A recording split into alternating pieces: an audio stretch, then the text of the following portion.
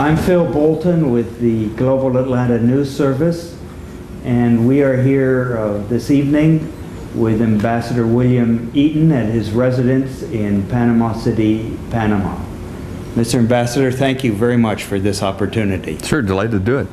You know that free trade is an issue in the current primary and presidential elections, and free trade has been an objective of U.S.-Panama relations. Right.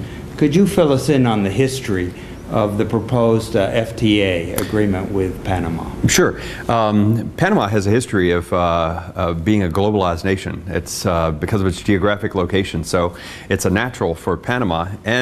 And with the United States, our goal is to have a string of free trading countries from Alaska down to the tip of Argentina or Chile. And Panama obviously is an important link in that chain. And we started negotiating a free trade agreement with Panama in 2004. And long negotiations, difficult negotiations, very tough negotiations on the part of both U.S. negotiators and Panamanian negotiators. But last year we concluded a free trade agreement, signed it, after 10 rounds of negotiations, which is highly unusual for a bilateral free trade agreement. Shortly after it was signed in the United States, the Panamanian Parliament, or the National Assembly, ratified it by a whopping margin. I think it was 58-3. So it was virtually unanimous, which is unusual, because a lot of times free trade agreements are controversial. But in Panama, as a trading nation, they love free trade, and especially with the United States, their largest trading partner. Should it be passed, how would Panama benefit? Well, I think it carries a number of benefits both for the United States and for Panama.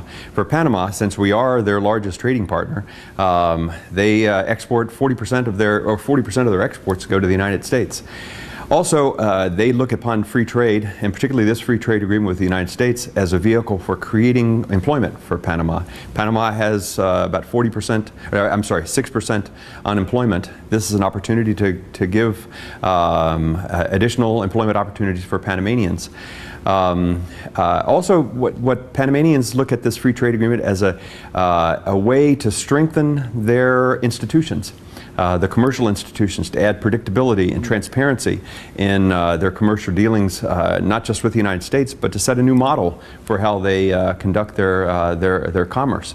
And it gives them a crutch in some respects, where the free trade agreement forces them to do some things that would otherwise be politically difficult for them. But this free trade agreement gives them an opportunity to modernize and improve their commercial institutions and the commercial framework in the country. And on the United States, the effect would be? Well, for the United States, it's kind of a no-brainer. It's a fairly small market, but we have a 10-to-1 trade surplus with Panama. And right now, 96% of Panamanian goods enter the United States duty-free. And our goods come into Panama, we pay duty on it. But immediately after this agreement goes into effect, about 88% of U.S. goods that now come into Panama laden with duties will be duty-free. So it'll increase our competitive advantage with Panama.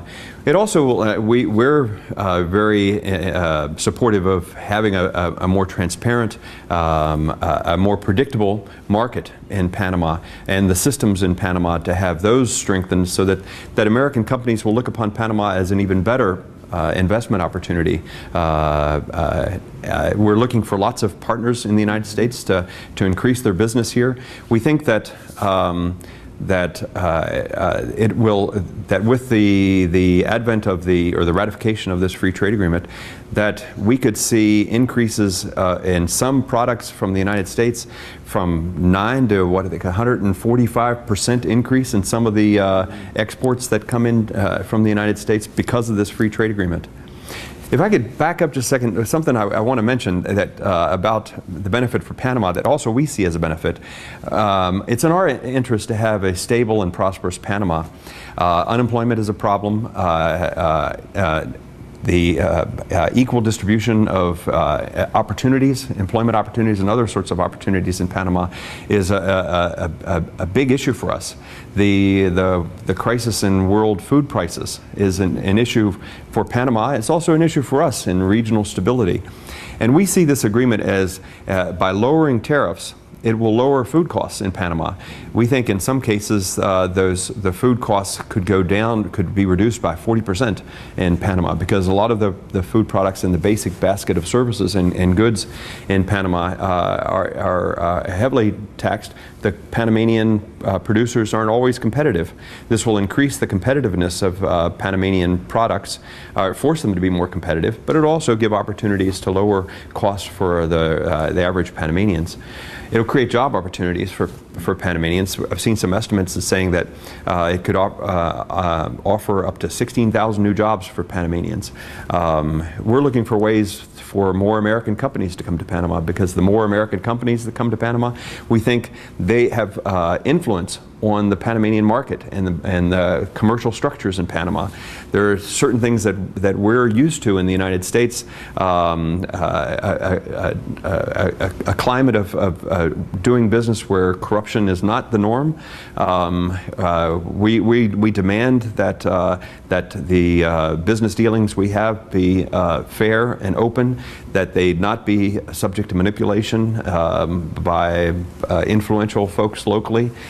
We want a judicial system where if there's a dispute, that we can have confidence in that judicial system. And those are all the things that I think they're shared interests with Panama, where if we can help through a free trade agreement to create a better environment in Panama, that's in both of our countries' best interests.